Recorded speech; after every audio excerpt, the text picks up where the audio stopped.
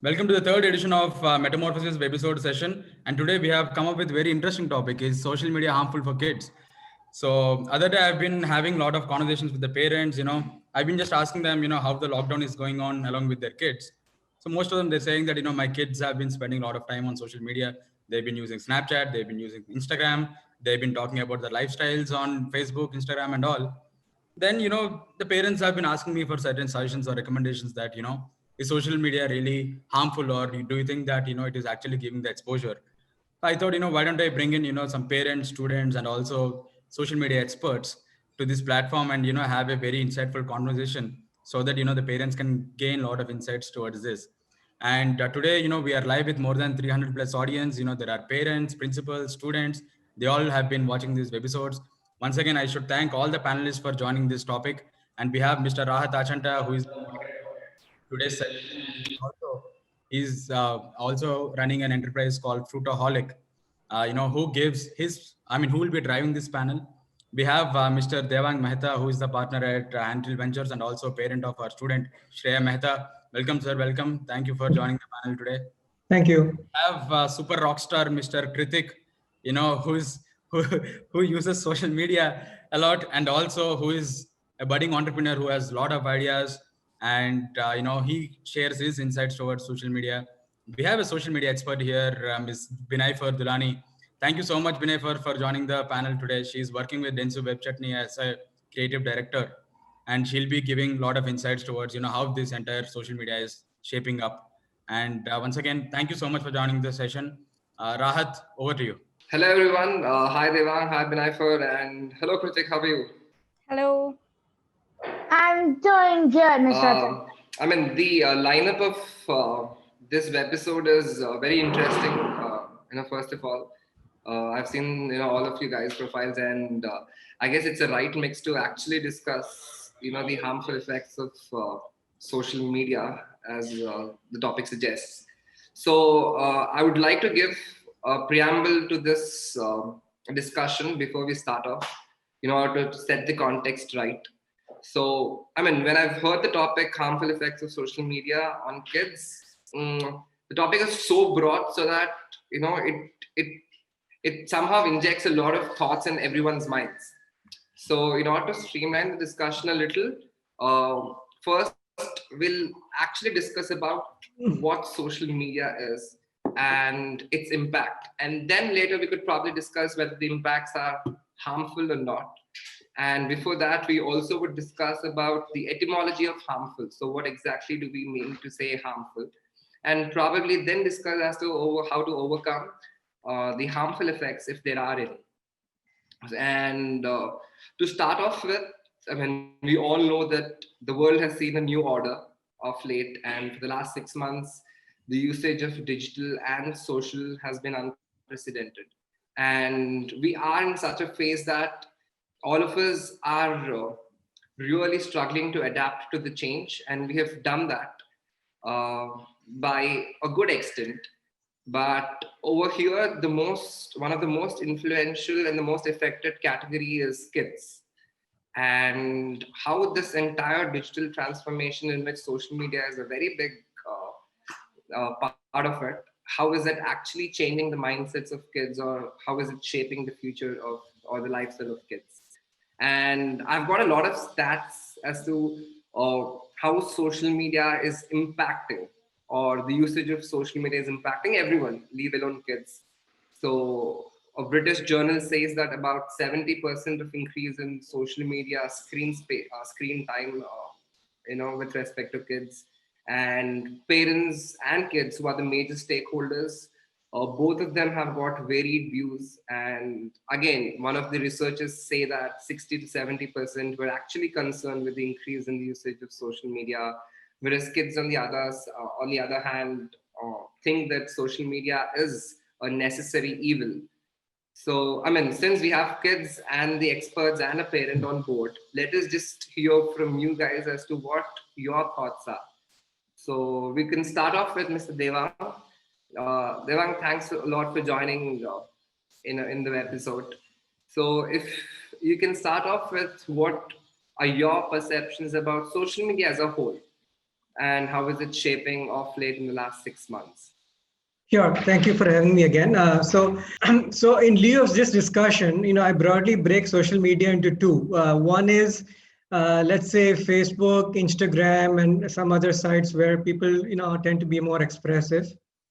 And there are other sites, let's say LinkedIn, the whole Google Suite, Docs, Google Drive, Hangouts, maybe some blog spots, blogging sites like Blogspot and all, which are inherently collaborative in nature. And you tend to share information pertinent to, LinkedIn is a career website, but information that is more, shall we say, productive in terms of information on current events or things like that. So I think that being said, the latter, which is LinkedIn and the Google Suite, which a lot of people have been using ever since the lockdown began, it just inherently to be collaborative with their friends, do the homework together, share assignments, whiteboard together. I think those are just great. I think being able to collaborate with colleagues and friends is going to be a skill which I think we'll need for a lifetime now. Even once the lockdown ends, there's a lot of activity which people will do remotely, and we'll need to collaborate with people from different parts of the globe. And it's a skill which is very, very important. And then as a result of the lockdown, I think kids have learned to work offline, which is great. Similarly, LinkedIn, I know it's a bit early for younger kids, but let's say high school kids, people that are into Model UN and things like that, they start wanting to learn from world leaders they follow, for example. So Biden or Kamala Harris or some politician that they like to read about, they've gotten used to tools like LinkedIn to get updates from people that they like to follow on the world stage. And as a result, they've gotten used to using social media to keep abreast of current events. And that also is a definite positive. Now, the downside of this is that other sites, overuse of other sites where people tend to be more expressive, like Facebook, Instagram. I think that leads to problems and issues which we're well aware of and well acclimated to. But it leads to social alienation of some kind in the physical world, where people just like to go online. They don't spend as much time as they would. Let's assume the lockdown is opened up on group sports or debates or activity in the physical world, which they should be doing, because that's inherently how people interact with each other and make friends and maintain friendships. Then the more dodgy parts of the internet, it leads to cyberbullying and other kinds of aberrant activity, which are definitely not useful and definitely harmful, I should say. So it's a double-edged sword. I think there's been a lot of good things that have come out of it, the lockdown and the participation in social media, and then there have been some not so good things also. Thanks a lot, Devang. You've very well put the discussion and started off what social media actually. You've categorized in a very good way. I'll next move on to Binayford. Since you see in and out of social media and you dwell a lot into it, deep into it, I would like to straight away ask you, a few questions regarding the direct impact of social media on kids and indirectly on parents as well. Let us just talk about impact. So, be it a positive or a negative, what impact have you seen markedly with the increase in social media usage? So I don't think it can be like a super black and white kind of a discussion in terms of, hey, social media has an out and out positive impact on kids, or social media is extremely harmful for kids. So make sure you're protecting your kids from social media and you have all devices locked up in your house. I don't think the discussion can be on either side. In my mind, though, if we look at social media and if we sort of make certain, if parents can implement certain strategies, it is a net positive in my mind. Social, like the world we inhabit today and where we are today, we can't the physical and the virtual world sort of have merged, especially, and I'm not saying this only in terms of how the world has sort of evolved over the last year with the lockdown and with the increase of virtual spaces. Even before that, the fact is that kids today are born with access to the internet. our world, for the average kid today, their community and their and the access that they have and the world that they have come to inhabit is far bigger than the world we possibly grew up in. Like, we've known what it is. Like, I grew up with dial-up internet. So it has changed significantly, and we can't sort of brush that aside. At no point of time is it a fair comparison if we say that, hey, back in the day, because the days have changed, the world we have come to inhabit is very, very different. If we talk about impact, I feel it's a net positive. And here's why I feel it's a net. For example, Metamorphosis, right? I was just going over it because it's a super interesting platform. And something that it teaches us, that is core to any part of your life for that matter, is that kids today have a lot more access and are generally far smarter and aware. You cannot deny that. As a parent, at no point of time will you be you will always find your kid 2 steps ahead of you. And I'll give you a really quick example. Mr. Debang made a fantastic point about, hey, there are two kinds of social media. You have the collaborative kind, the G Suite kind, and then you have other social media that sort of uh, prod validation mechanisms. The fact that there is social anxiety because I'm waiting for a like on my post. So someone tagged me in an embarrassing picture and now I have a huge deal of anxiety, all of which is very harmful. But the fact is, kids are 2 steps ahead of you. For example, even a collaborative tool like a GDoc, right? There's an article by The Atlantic that says that GDocs started off as a way during the lockdown for kids to be able to follow their lesson plans and to collaborate with each other on their homework. What they did not see coming is that GDocs would be a way for kids to actually pass notes in a class. So what kids have done is they've seen one feature, which is the pop-up comment, and they have realized that, hey, this is a cool way in which we can not disrupt the class but actually have one-on-one conversations. And how back in school people used to disrupt classes by passing notes, this is how we can make it manifest virtually as well. Now, it depends on the culturalization of the class, the way in which that class has been constructed in terms of these notes that are passed along. Are they positive or are they negative? The fact is, there are ways in which you can hack any platform and you can find your own way to disrupt any platform. We can't say that, hey, like GDoc is a fantastic example for that. The fact that kids, and there's an article by The Atlantic by it, and a bunch of comments of kids flirting with each other, passing jokes, making fun of teachers, all of which is part of your student life, so to say, and you grow out about it and you mature. But fact is, there are ways in which they can manifest online. So at any point of time, what I'm trying to say is that you will always have kids 2 steps ahead of you. What you need to realize is that we have inhabited a world where social media is part of your life. What we need to do is prepare kids for social media. Metamorphosis is an example where you say that, hey, if I equip a child with good decision making abilities, if I prepare them for risks, they will be able to make productive decisions. They will be able to make the right choices. Similarly, with social media, kids need to be given strategies and be prepared for, hey, this is what is going to be ahead. So, like, prepare them. Social media is part of their life now, so prepare them for things that come ahead. Prepare them for cyberbullying. Prepare them for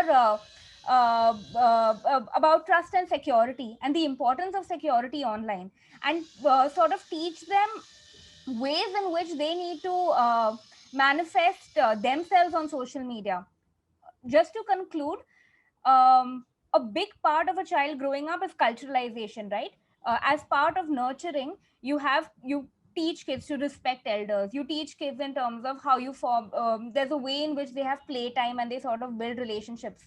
The same thing needs to be taught to them from a social perspective. I don't think the idea is ban kids from so and so time or from social media, or up until they are 16 years old, there is no way they should have access to social media. That won't work. But what needs to happen is, right from the child is about 5, 6 years old, talk to them about social media. Maybe they start off with a parent's device so that there's a little more control, and talk to them about security, talk to them about community, talk to them about a big part of cyberbullying happens because there's a certain sense of anonymity. If I'm bullying you in person in a physical space, one, I'm worried about the immediate repercussion because there are people around me. Two, I can see how you are reacting to me when I bully you. So when I see that, oh my god, your face is falling, that could trigger some emotion response in me and and make me realize the action of what I've done. On social media, there is a certain level of anonymity. I could say something to you and I don't see the action, and so I get more and more menacing. Make kids realize these things, that if this is not how I would talk to a person face to face in a physical environment, it's not okay on social media either.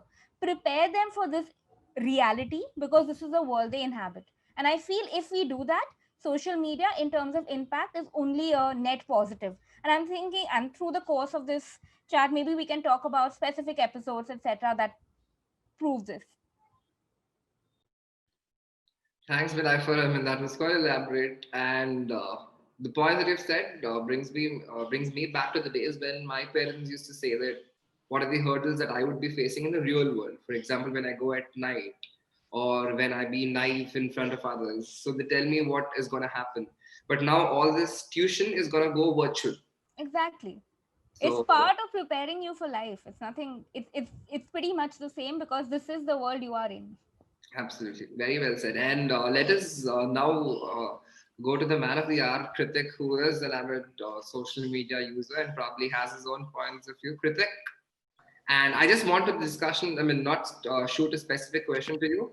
I just want to hear your thoughts on the topic before we go or deep dive into it. You've heard Mr. Devang and Vinayakar as well.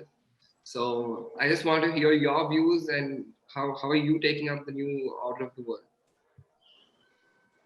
Well, as a kid myself, I do have conflicting thoughts about this.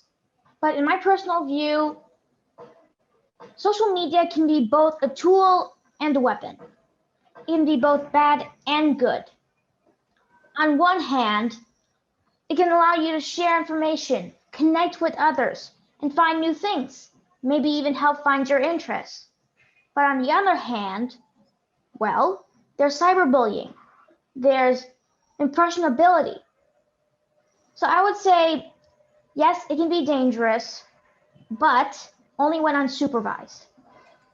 When parents or kids don't know how to use social media and aren't aware about privacy issues Hello? or what to post, it can truly be dangerous for them.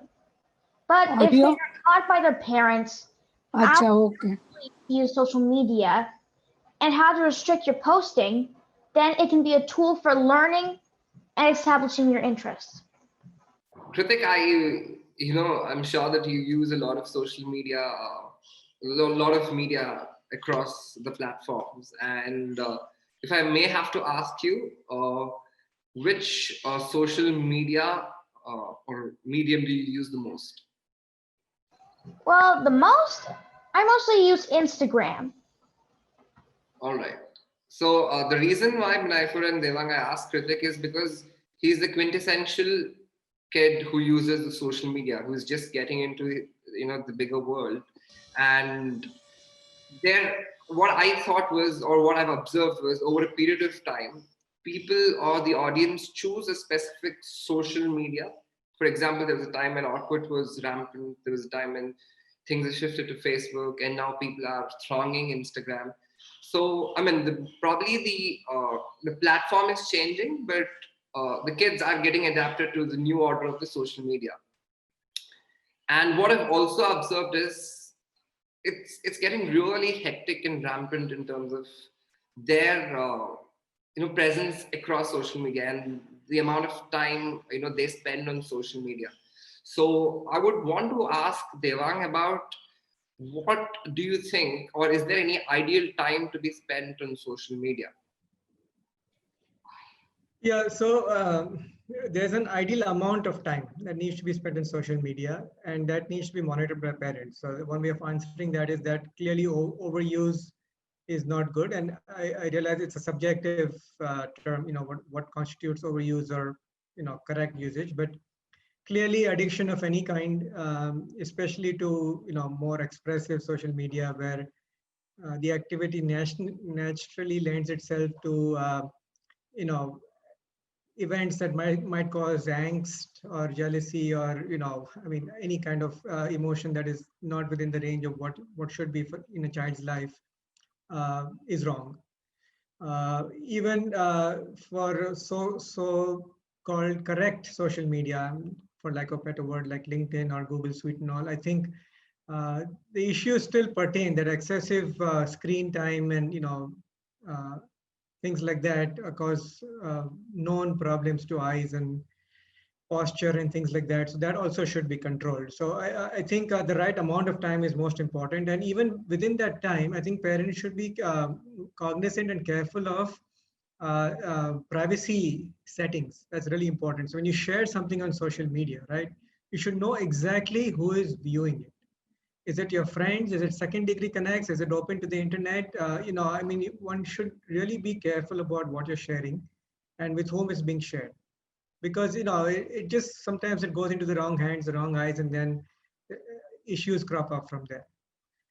uh, if you're talking about time of day, I mean, it varies a lot from kid to kid as to what the right time is and all that. But I think the overlying the ambit of discussion is around what something that ensures the right health, in terms of eyesight, vision, posture, and all that. All those things, if they're getting affected by excessive social media, those should be controlled.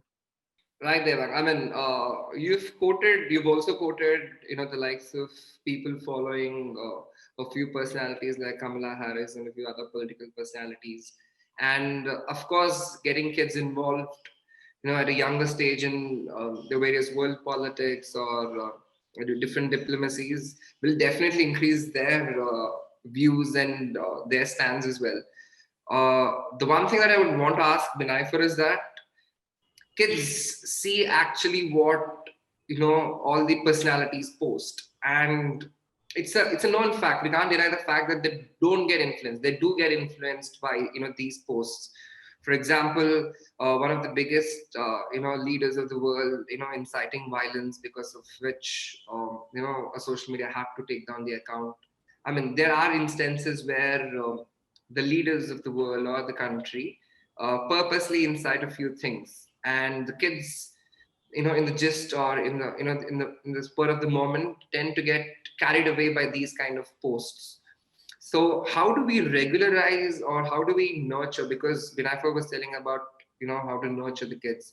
If you can give me a few pointers as to how kids should be nurtured in terms of following content. So, a couple of things. So, going back to your question, when you say that social media can influence the minds of kids, of course, it can influence the mind of kid. In fact, you have some of the biggest social media platforms out there that have been, and there is substantial evidence that says that they create echo chambers, which can lead to extremely polarizing views, in the sense that if I have a certain the idea is that social media is a place where I see multiple perspectives, right? And so it opens my mind.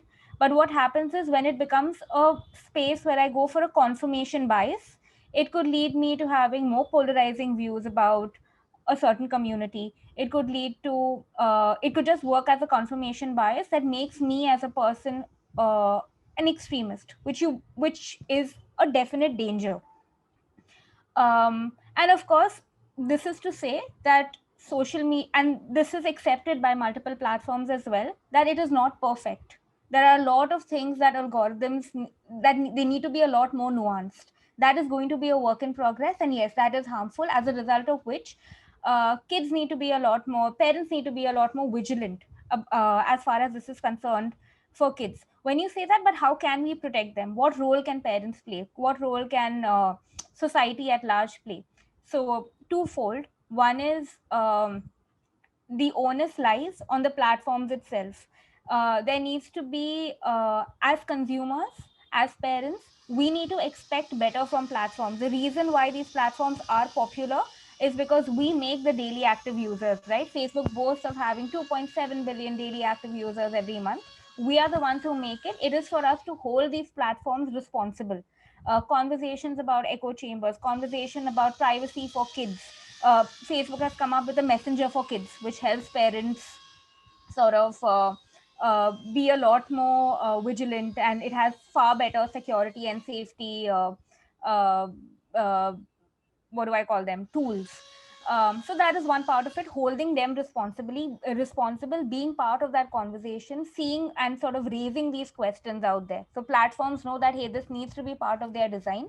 There are very aware consumers out there who are asking these questions. We will not survive in the long-term ecosystem if we don't solve for these things. That is one.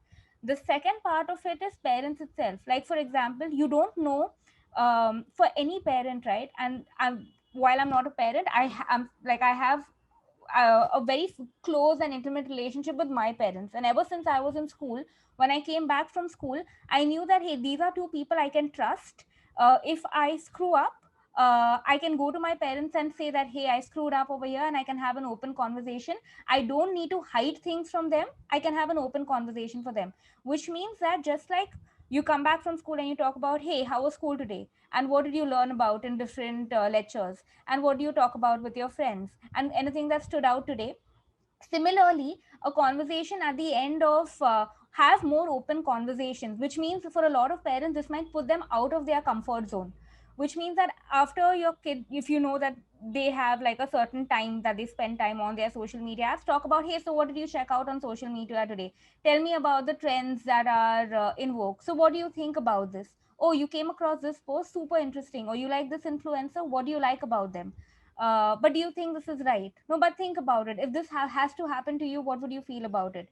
What do you think? Have those conversations, because they're capable of having an opinion. Share thoughts with them and speak to them as an adult. I feel that can make a huge difference in terms of what the impact is, because what they consume at the end of the day, I don't think you can have a certain if you have extreme, of course, be vigilant about it, but I feel that if you don't allow social media apps, the problem is kids are going to access it through their friends' phones, or they are going to access it on incognito mode. Fact is, they will find their way to do something that you, if you abhor it, or if you say that the forbidden fruit is always sweeter, they will find their way around it. Instead, if you say that, have a conversation about it, that, oh, this is a new platform, but what do you all talk about over here? This could lead to parents talk. One super quick example.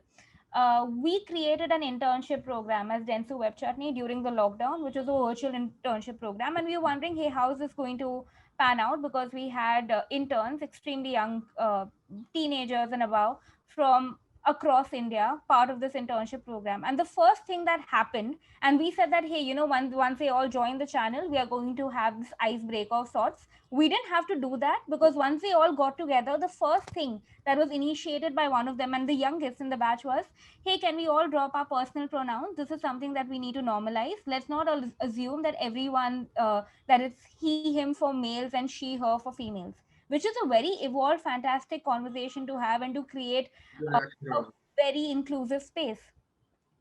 A lot of parents shy away from certain conversations, but maybe once they realize that, hey, these are the kind of evolved discussions that kids are consuming online, you also need to sort of be willing to talk about it, because only then will you be able to create an open conversation and ensure that if there are certain problematic discourses that they are consuming, you can protect them from them. Right. Thanks, Veera, for. I mean, I'll have to follow up your. Your points to Kritik, because Kritik, interesting points made by Binaifas, say, citing wherein you actually talk to your parents about what do you follow, what not to. What do you follow the most? How do you see social media as? Who are you following? What kind of content are you surfing? So I would want to ask you a few questions, because I don't know what an average kid in Instagram watches or follows. So I would want to hear from you. What does an average kid of your age follow in media like social, like Instagram or Facebook, and how often do you put forth all this content in terms? I mean, share this content with your parents, and if you could just tell me, what the scenario is like in terms of you discussing with your parents as to what content do you consume. And also, I would want to know what kind of content an average kid like you would consume in social media. Well, as for consuming content, it really depends on your interest personally. Like my sister, she consumes a lot of Instagram photography accounts as well. She likes photography. As for me, I like to look at stuff like, say, fish keeping, because I like fish keeping. So it can really depend on your personal interests and not generally in your age group. Your age group generally helps find out your interests. As for myself, I'm not a very avid user of social media. I don't check that often, and I post rarely actually. Sometimes I only post every few months, but some people post every day. So it can really vary, not only in their age, but in their interests. All right, and also, do you share the content that you consume with your parents as to discuss with them as to what content is there on social media, what content are you viewing in the social media? Well, I don't really share my social media content personally with my parents as well. It's personally my content and they don't really need to review it. That is only needed generally for, well, little kids who don't have an understanding or control of their social media. And my parents have educated me on how to properly use it, so I don't need them to review my content before I post it. All right. That's a good way to put it, Nagaros. But Deva, I'm interested to know. Shreya is obviously privy to a lot of social media, and as a parent, uh, I would want to know any instances wherein she discusses with you a few of things that she's disturbed about, a few things that she really found interesting. Or do you guys have discussions about social media or content with respect to social media or anything about social media? Yes, we do. We regularly discuss social media and activity on social media. Ever since March, when the lockdown began, school has gone online, and she's been collaborating with her friends across the Google Suite to do assignments, which I think is great. There's products that probably people of our generation didn't hear about, like Jamboard, which is a way to collaborate on a whiteboard together with friends. It's just wonderful, things like that, which are a great revelation. And I'm very happy that she's learning those tools. We do discuss occasionally content on Facebook or Instagram that I guess could be defined as dodgy. And what is the appropriate way to deal with it, either consuming or posting content. And I think most kids,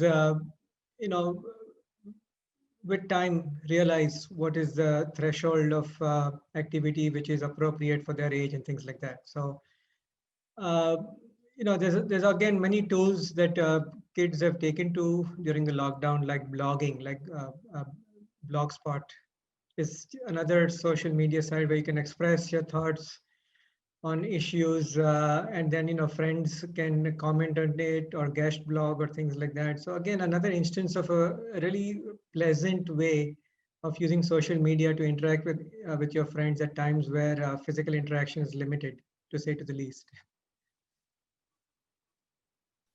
All right. The next thing, Devang, now also I would want to ask you. I've have statistics where again a study shows that about 72% of the parents are concerned about cyberbullying, and I would also want to ask you whether you've had instances where you've heard stories of kids sharing instances of cyberbullying with the parents, or instances wherein they are inherently very sad about it and could not express to the parents. And if so, how would they counter this or negate this cyberbullying or the whole the context of cyberbullying? Yeah, we've not heard of in our immediate circle of any such instances, but you've definitely read about it. And to me, to some good extent, it's a reflection of what happens in real life sometimes, right? There's always people in a student community that have that diva effect. They're extremely popular, that people like to associate with, engage with, they like to follow them, they like to ape them. And that happens in social life. I think it happens a bit easier because, it's so easy to like or follow someone. It just takes, 5 seconds to, build a following and things like that. So I think it gets amplified a bit quickly in social media, what happens in real life sometimes also. But I think the way to moderate that is again the same level of education, guidance into what what such behavior actually is, and just educating your child on what the right amount of interaction is, what the right kind of interaction is, of how not to get negatively impacted by people that are trying to leverage social media to gain popularity or sway of some kind, or things like that. So I think what you do in normal life, right? There's schoolyard bullying also, right? It happens when schools were in session. uh, some of that is happening online, and again the approach to it is the same. It's just to prepare your child for such activity and how to counter it. Right. Thanks a lot, Devang. But I also want to ask Binayfa, since um, there's one question that I want to ask, because you talked about kids starting at an early age. Uh, as a kid, I've probably developed a liking towards sports. Okay, and probably I was exposed to a lot of sports, and hence I got inclined towards a particular sport, and that became, I became probably, inclined towards it. And that was my liking for the next 15-20 years, because I was adapted to that kind of sport. In the same way, I'm adapted to a particular liking in food as well. For example, I like South Indian. And since I've been accustomed to that kind of food during my early days in childhood, so I developed a liking towards it and stayed with me. So old habits die hard, and as a kid, I've been nurtured a specific way, and I tend to stick on to it. Now, my worry is that if kids are exposed to social media, and in case they catch up to the wrong things, wrong as in the influential things or inappropriate things, wouldn't it be difficult for them to get rid of those kind of content or those kind of habits because of they getting exposed at a very early age? You'll have to unmute.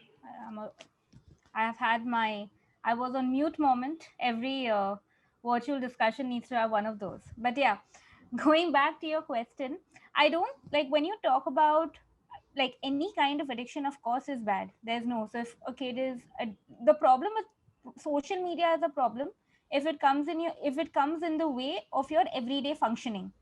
If a child cannot function and participate in, say, real time conversations, or is just generally prefers to enjoy only the validation that comes from social media, and it's generally come to a point where that, hey, it is a problem because it has an impact on their everyday functioning, then of course it is something that it requires serious intervention.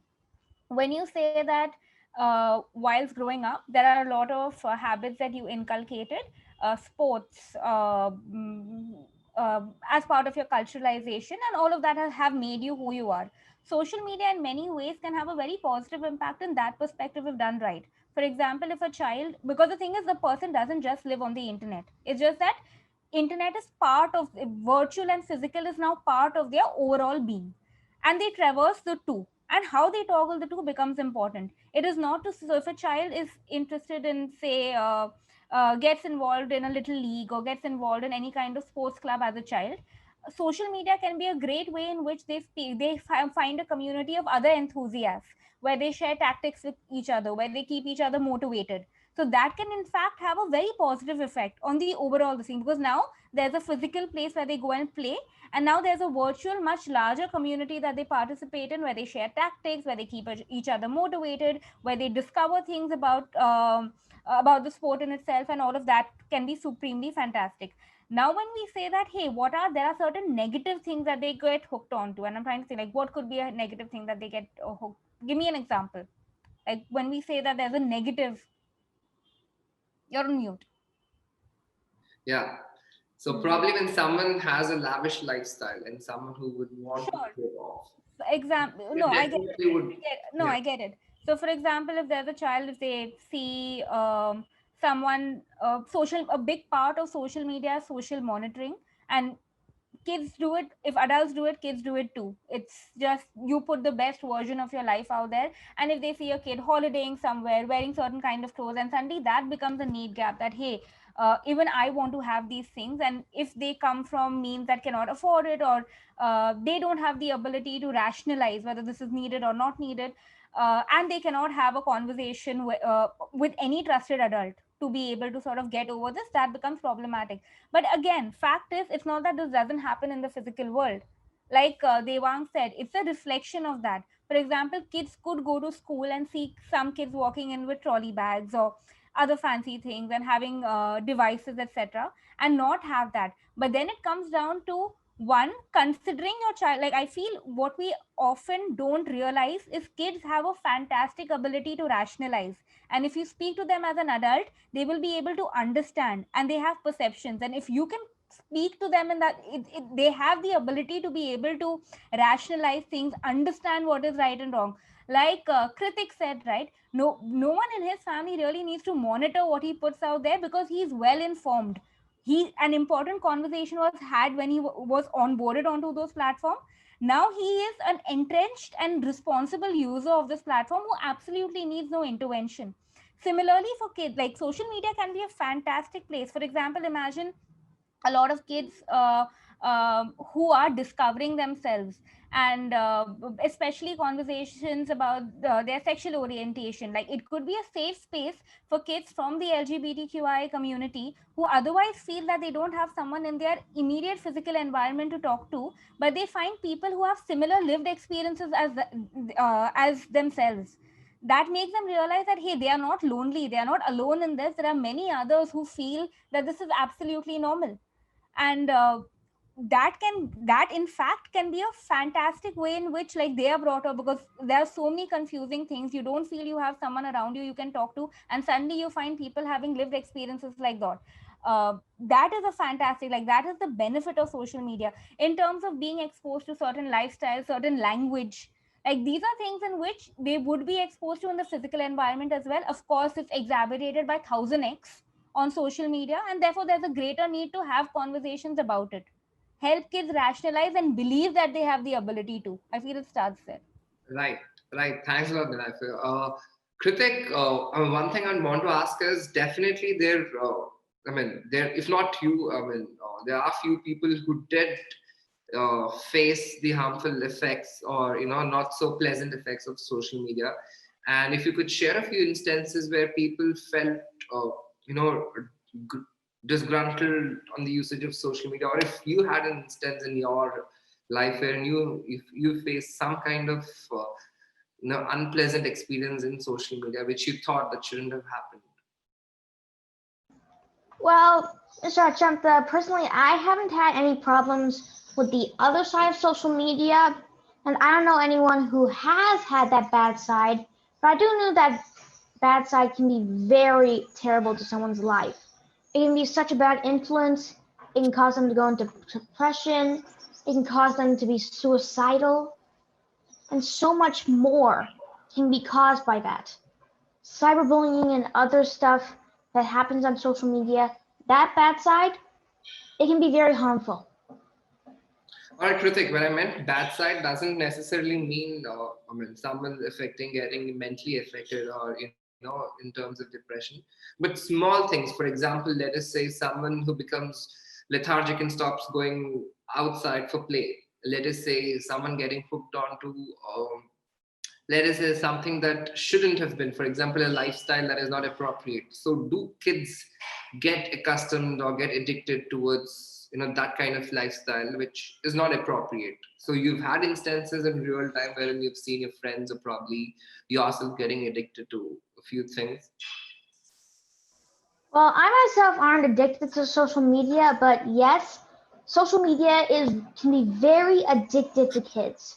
It provides you that stimulation of seeing other content, of allowing so many people to see you, that, well, it can take over your life. All you want to do is post. All you ever want to do is just stare at your computer, looking at how many likes you have on your latest post, or how many followers you have. And It's also easy to get addicted through the recognition you get. You can become an influencer of millions of people in days. All right. And well, that's how kids can get addicted. All right. I'll ask the next question to Devang now. Kritik has mentioned that recognition is a very important part of kids' mindset, and in order for recognition, people would, probably search for areas of recognition on an everyday basis.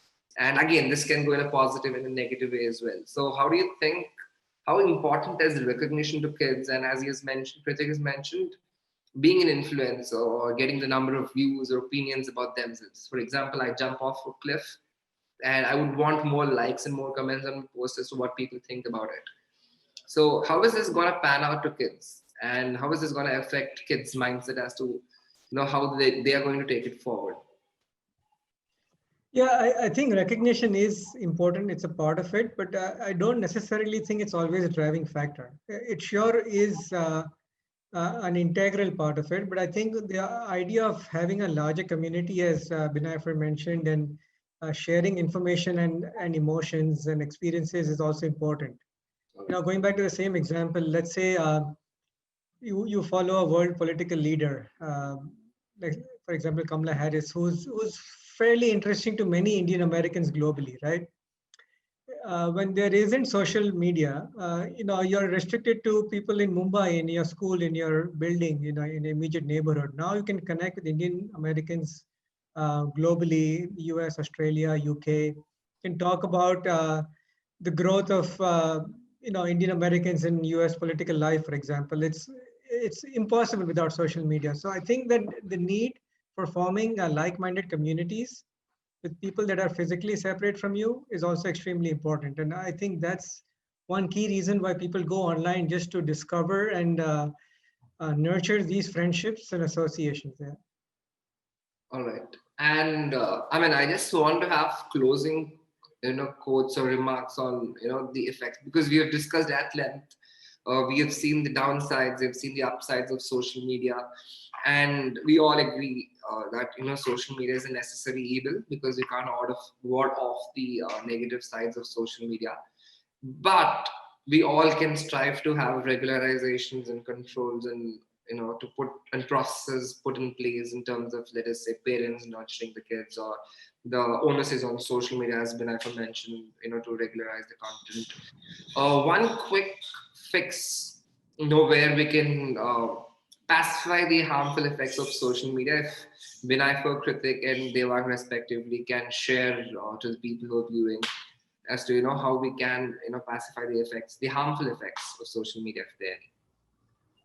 Very simplistically, if I had to sum it up really quickly, I'd say as kids toggle the physical world and the virtual world as a way of life, prepare them for social media just like you would prepare them for life. So have open conversations about security, have open conversations about how you treat each other on social media, have open conversations about the risks that they need to be aware of.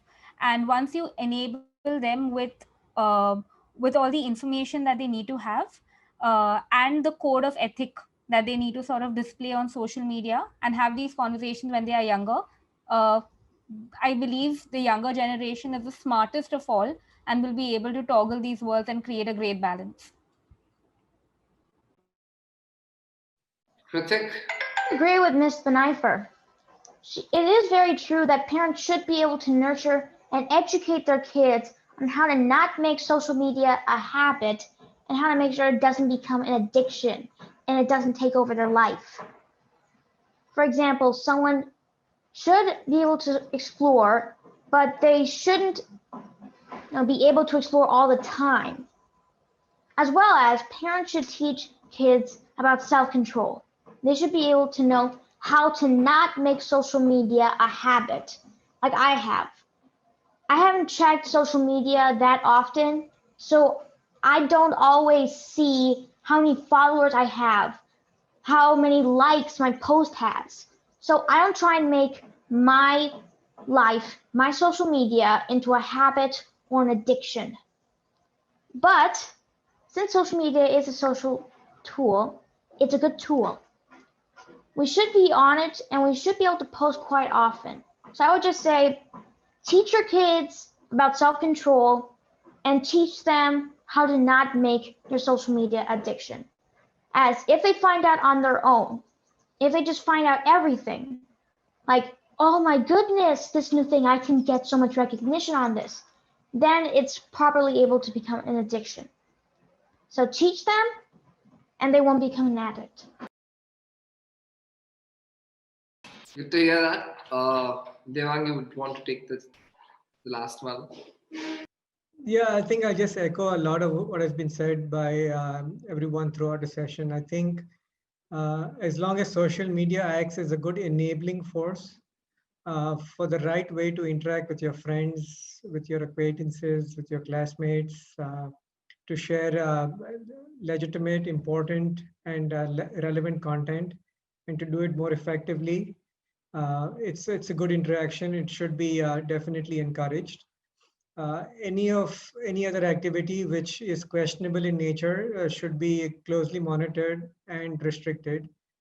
And clearly boundaries should be set on timing or any other physical way to restrict access to unnecessary or questionable social media. And every effort should be made to replace that time and activity with real world activity as far as possible, even in today's world. That really is, I think, what everyone's saying today. Right. Thanks a lot for summing up all three of you. So the thoughts that are ringing in my mind is that social media, if I have to post anything on social media, I'm not restricted myself virtually. For example, I do a 100-meter sprint, probably take a video and post it. So I'm having the goodness of the physical activity, and that I'm sharing it to a lot of people, and probably that is inspiring to about hundreds and thousands of them.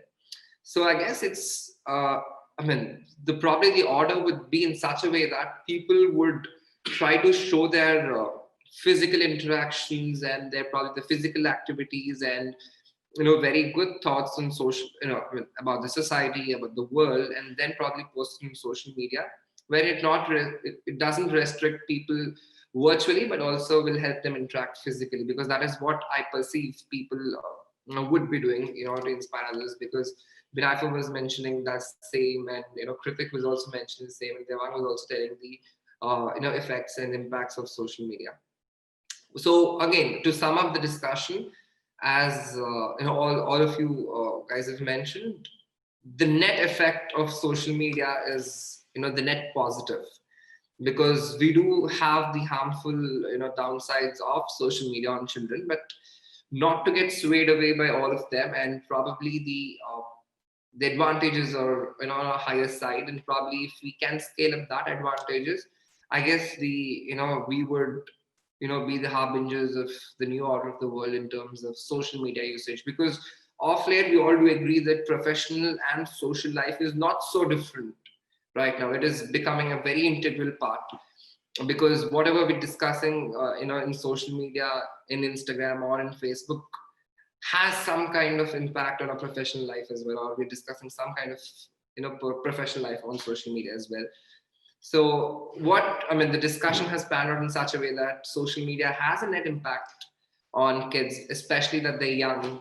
They can be nurtured in a very positive, and probably our generation, people of the 90s and the 80s, 70s, who have some kind of lifestyle, probably the kids wouldn't have the same, and probably see a brighter impact with the usage of social media. And on that note, I really thank Vinayfa, Kritik, and Devang for joining the discussion. It is very insightful for all three of you guys to have your own views. And thank you for being an amazing moderator. Yes. Thanks and for guiding this conversation so well. Yes, thank you, Rahat. Thanks a lot, Devang. Thanks a lot, Kritik. Thanks a lot, Vinayfa. I hope we meet all of you soon virtually. Thanks for being such a great moderator. And everyone, thank you for being such great listeners. And to all panelists, thank you for being such great speakers. I hope this meeting will impact many children and many parents, so that we can have more in our lives and we are able to use our social media properly. Yes. All of you have a good day, guys. Awesome. Thank you. Bye. Thank you. Thanks a lot. Thank you. Bye, everyone.